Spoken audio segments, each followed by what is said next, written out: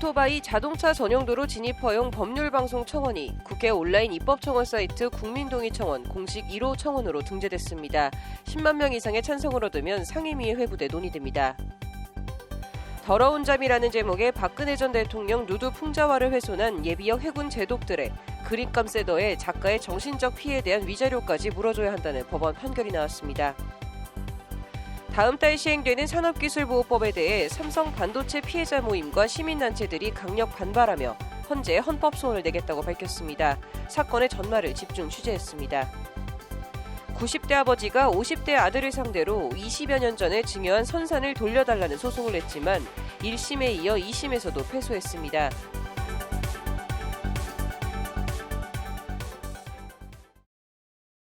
(1월 15일) 법률방송 로투데이 시작하겠습니다. 첫 소식입니다. 온라인으로 국회 법률 개정 등 입법 청원을 할 수 있는 국회 국민동의청원 사이트가 지난 10일 공식 개설됐습니다. 관련해서 법률방송은 국민동의청원 1호 입법 청원으로 오토바이 자동차 전용도로 진입 금지를 풀어달라는 청원을 올렸습니다.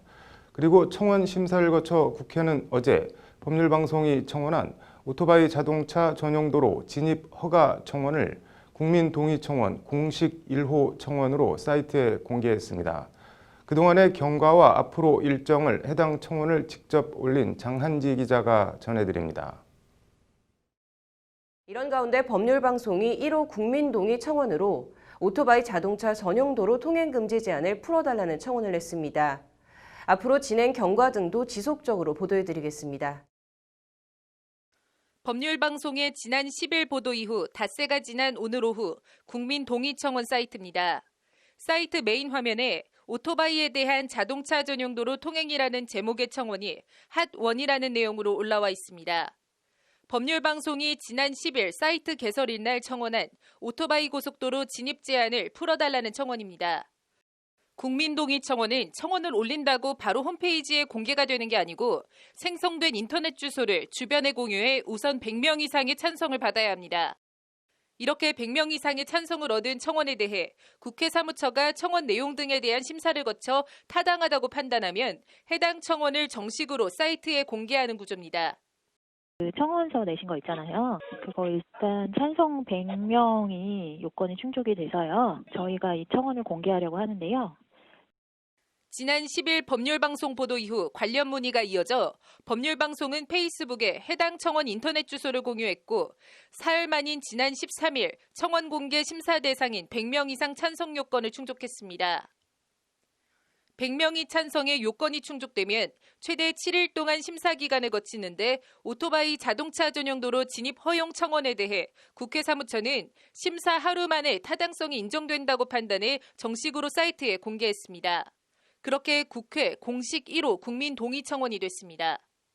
7일간의 국회 검토가 있다고 들었는데 이게 7일이 안 됐는데도 그냥 바로 공개했나요? 7일 이나니까. 7일 이나니까 저희가 네. 이거는 저희가 내용상도 문제될 것 같고 1호 청원 맞나요? 공개되는 거? 네, 맞습니다.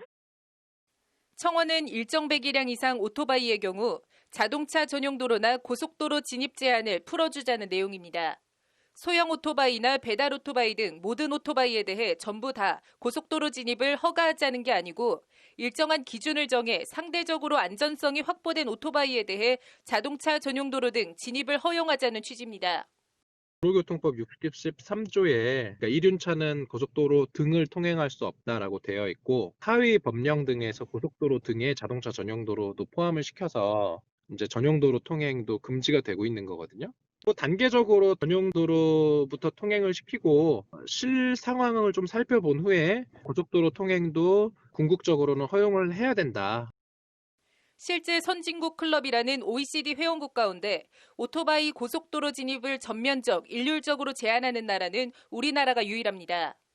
오토바이는 위험하고 오토바이가 고속도로에 들어가면 사고가 많이 날 것이라는 생각도 근거가 부족한 편견이나 선입견에 불과합니다. 2011년 오토바이의 고속도로 진입을 제한한 도로교통법 조항에 대한 헌법재판소 위헌 심판 때 당시 송두환 재판관도 오토바이 고속도로 통행 제한이 우리나라의 도로안전과 교통안전에 어떤 영향을 미치는지 실증적 자료와 경험적 증거가 부족하다며 위헌이라는 소수 의견을 낸 바 있습니다. 자동차 전용도로하고 고속도로를 들어가지 못하게 한다. 그러면 들어가지 못하게 하는 그 이유가 뭐냐? 그것이 국가 안전보장이나 질서 유지나 공공복리를 위해서 필요하냐? 만일에 그거를 위해서 필요하다면은 그야말로 경험적이나 실증적인 어떤 자료가 있어서 국민동의청원은 공개 이후 30일 이내 10만 명 이상의 찬성을 받게 되면 소관 상임위에 회부돼 법안 개정 여부에 대해 심사한 뒤 청원이 반영된 개정안이 마련되면 법사위를 거쳐 본회의에 상정됩니다. 오토바이 고속도로 진입 허용 청원은 공개 하루 만인 오늘 오후 4시 기준 1,800명의 찬성을 얻었습니다. 청원이 성립이 되면 저희가 소관위로 회부가 되거든요. 그러면 소관위 검토 과정에서 아마 좀 붙여야 될 거예요. 국회 사무처는 1호 국민동의 청원이 나와서 반갑다며 국민 누구나 편리하게 법안을 제안하고 동의에 참여할 수 있도록 지속적 노력을 기울여 나가겠다고 밝혔습니다. 법률방송 장하지입니다. 국회 전시회에서 더러운 잠이라는 제목의 박근혜 전 대통령 누드 풍자화를 훼손한 해군 예비역 제독들이 작가의 그림값에 더해 위자료까지 물어줘야 한다는 법원 판결이 나왔습니다. 앵커 브리핑입니다. 프랑스 화가 에두아르 마네가 1863년에 그린 올랭피아입니다. 몸을 파는 여인 올랭피아를 통해 당대 프랑스 파리 상류층의 위선과 가면 속 얼굴을 벗은 몸으로 정면으로 쏘아보고 있는 풍자화의 원조 같은 그림입니다. 이 올랭피아를 패러디해 이구영 화가는 더러운 잠이라는 제목의 박근혜 당시 대통령 누드 풍자화를 그렸습니다. 그림은 최순실 국정농단, 세월호 7시간, 사드 배치 논란, 선글라스의 박정희로 상징되는 음습한 공작정치, 권력의 충견들 등 당시 박근혜 대통령에 대한 총체적 풍자로 채워졌습니다. 하지만 작가의 이런 취지에도 불구하고 여성단체에선 여성의 몸을 대상화, 관음화했다, 풍자가 아닌 여성 혐오다는 비판이 쏟아지는 등 큰 논란이 됐었던 그림입니다. 급기야 2017년 1월 24일 예비역 제독 신모 씨와 목모 씨가 전시장에 들어가 더러운 잠 그림을 벽에서 떼어낸 후 바닥에 내동댕이 친 뒤 액자 틀을 부수고 그림을 구기는 등 훼손했습니다. 이에 그림을 그린 이구영 씨는 그림값 400만 원과 그림 훼손에 따른 정신적 충격에 대한 위자료 1,000만 원 등 모두 1,400만 원을 지급하라는 소송을 냈습니다. 1심은 그림값 400만 원을 물어주라고 판결했지만 화가 이 씨에게 정신적 손해가 발생했다고는 인정할 수 없다며 위자료 청구는 기각했습니다. 2심은 오늘 정신적 피해를 인정해 위자료 500만 원을 더해 총 900만 원을 지급하라고 판결했습니다. 재판부는 먼저 피고들의 행위는 예술작품이 표상하고 있는 예술 창작자의 인격권을 침해하는 행위다며 공개적으로 작품을 훼손했기 때문에 심한 모욕과 경멸의 의도가 담겨 있다고 판단했습니다. 재판부는 이에 그림값만으로 정신적 손해가 회복된다고는 도저히 볼 수 없고 오히려 재산상 손해보다 정신적 손해가 더 크다며 정신적 고통에 대한 위자료로 500만 원을 인정한다고 판결했습니다. 마네의 올랭피아는 파리 살롱 출품 당시 그 풍자성과 불편함으로 즉각 평단을 포함한 파리 상류층의 엄청난 혹평과 비난을 받으며 혐오의 대상이 됐습니다. 나는 고발한다를 쓴 당대의 지식인 에밀 졸라 정도만 지금 다른 화가들은 비너스의 거짓만을 그리고 있다. 하지만 마네는 스스로 물었다. 왜 거짓말을 하고 있는지, 왜 진실을 얘기하지 않는지라고 당대의 위선과 거짓에 일침을 가하며 마네를 옹호했습니다. 세월호 7시간과 최순실 국정농단, 왜 거짓말을 하고 있는지, 왜 진실을 얘기하지 않는지, 150년도 더 전에 에밀 졸라의 일침과 더러운 잠 그림 속의 주인공, 박근혜 전 대통령이 영어의 몸이 돼 구치소에 있는 현실이 겹쳐지면서 씁쓸하고 착잡한 마음이 듭니다. 앵커 브리핑이었습니다.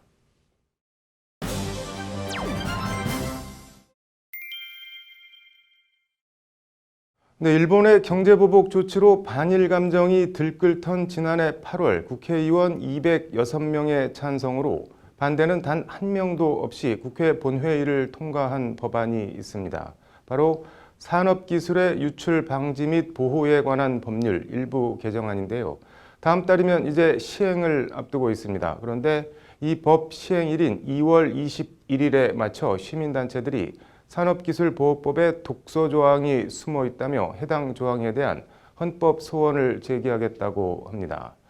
산업기술을 보호하자는 취지의 법안에 시민단체들이 왜 이렇게 반발하며 헌법 소원까지 내겠다는 걸까요? 신세아 기자가 전말을 취재했습니다. 논란이 되는 법안은 산업기술보호법 제9조의 2와 14조 8입니다.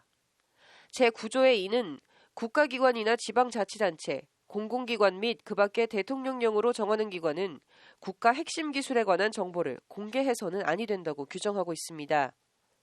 제14조 산업기술의 유출 및 침해 행위 금지 조항 8은 적법한 경로로 취득한 정보라도 산업기술 정보를 제공받은 목적 외에 다른 용도로 사용하거나 공개하는 행위를 금지하고 있습니다. 모두 지난해 8월 20일 국회 본회의를 통과되며 신설된 조항으로 다음 달 21일 시행됩니다. 산업기술보호법 관련 조항들은 모두 사실상 산업기술 보호를 빙자한 사실상의 삼성보호법이라는 것이 삼성반도체 피해자들과 시민단체들의 주장입니다. 사건은 삼성반도체 공장에서 일하던 황유미 씨가 백혈병으로 숨진 지난 2007년으로까지 거슬러 올라갑니다. 삼성반도체 피해자들 모임 반올림은 황유미 씨 사망 이후 삼성을 상대로 이런저런 소송을 내며 삼성과 맞서 싸워왔습니다. 그런 소송 가운데엔 삼성 반도체 공장의 안전보건 진단 보고서나 작업 환경 보고서를 공개하라는 정보 공개 청구 소송도 있습니다. 삼성 반도체 공장 관련 보고서에 대해 고용노동부가 내린 전부 비공개 결정에 불복해낸 소송들입니다. 삼성 측도 해당 재판에서 영업비밀 등을 이유로 공개하면 안 된다는 취지로 주장했고 1심 법원은 삼성 주장을 받아들여 사실상 원고 패소로 판결했습니다. 하지만 항소심에선 판단이 달라졌습니다.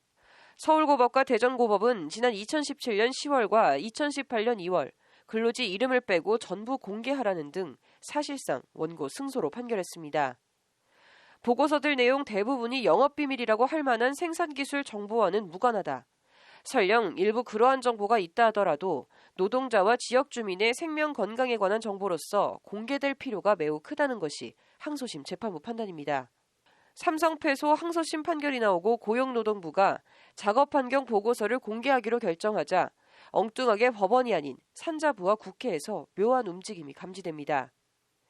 2018년 3월 삼성은 산자부의 작업환경 보고서에 대해 국가 핵심 기술 여부를 판정해달라는 신청을 하고 산자부는 같은 해 4월 국가 핵심 기술이 포함된다고 판정합니다. 그리고 같은 해 5월 자유한국당 윤한흥 의원은 반올림 등 시민단체들이 독소조항이라고 주장하는 산업기술보호법 제9조의 이 조항을 신설하는 개정안을 제출합니다. 결과적으로 해당 조항이 담긴 개정안이 국회 본회의를 통과하면서 삼성 반도체 관련 보고서를 공개할 수 있는 여지가 법적으로 아예 차단이 된 겁니다. 이건 정말 그동안 사실 반올림이 삼성과의 알 권리 싸움에서 굉장히 어쨌건 저희가 노력해오면서 아주 더디지만 한 걸음 한 걸음 진전돼 왔었는데 이걸 완전히 한 방에 다시 이제 무로 돌리는 약간 이런 법안이어서 너무 사실 허탈했고 그리고 2018년 7월 중앙행정심판위원회는 산자부의 국가 핵심 기술 판정을 사유로 고용노동부의 작업환경 보고서 공개 결정을 취소했고 반올림은 다시 해당 취소 처분을 취소하라는 지난한 법정 싸움에 들어갔습니다. 국가 핵심 기술 판정에서 작업환경 보고서 공개 취소 결정, 산업기술보호법 개정안 통과까지 정부와 국회가 삼성과 이른바 짜고 치지 않았다면 어떻게 이런 일이 벌어질 수 있겠냐는 것이 반올림의 주장입니다.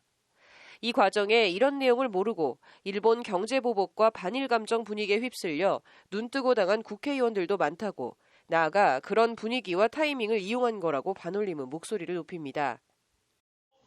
그 과정에 이제 사실 반올림과 협조해서 함께 목소리를 내주셨던 분들도 많은데 특히 국회의원들도 많으신데 이분들도 이 내용을 거의 모르고 이제 통과되는 과정도 좀 많이 허탈했고요. 국가 핵심 기술 유출 금지와 함께 적법하게 취득한 정보라도 산업기술 정보를 제공받은 목적 외에 다른 용도로 사용하거나 공개하는 행위를 금지한 조항도 독소조항으로 꼽힙니다. 내부 근로자들이 작업 수행 중 위험성을 알게 돼도 외부에 알릴 수 없어 내부 고발 여지를 원천 차단하고 시민단체 등의 문제 제기도 일단 다 산업안전보호법 위반으로 몰릴 소지가 다분한 악법 조항이라는 주장입니다.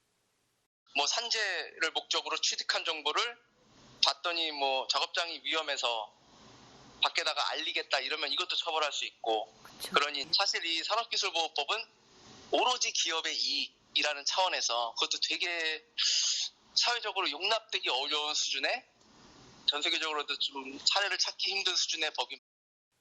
이런 문제의식에 따라 시민단체들은 법 시행일인 다음 달 21일에 맞춰 헌법재판소에 헌법소원을 제기할 계획입니다. 국가 핵심 기술이라는 개념 자체가 모호하고 이의 지정이 너무 자의적이어서 헌법상 명확성의 원칙에 명백하게 반한다는 겁니다. 법률 내용상으로도 국가 핵심 기술에 관한 정보라고 되어 있기 때문에 그 관련성 판단의 범위가 되게 추상적인 거죠. 기준이 없기 때문에 뭐 사실상 이 소방부처나 이 기술을 보유하고 있는 사업장의 일방적인 주장이 그대로 받아들여질 위험이 너무 크다. 조항의 모호함에 더해 정보공개법 취지와 충돌하며 국민의 알 권리를 침해하는 등 위헌 소지가 명백하다는 지적입니다. 가장 큰 문제는 헌법적 권리인 알 권리의 보호 범위를 행정기관의 장이 자의적으로 정할 수 있게 만든 점에 있다고 봅니다.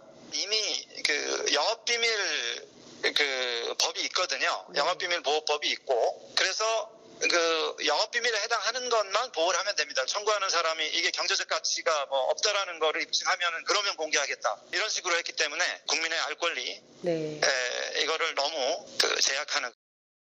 반올림과 시민단체는 해당 조항의 헌법소원을 제기하는 한편 국회가 결자 해지 차원에서 해당 조항을 법률안 취지에 맞게 다시 개정하든지 삭제할 것도 아울러 요구했습니다.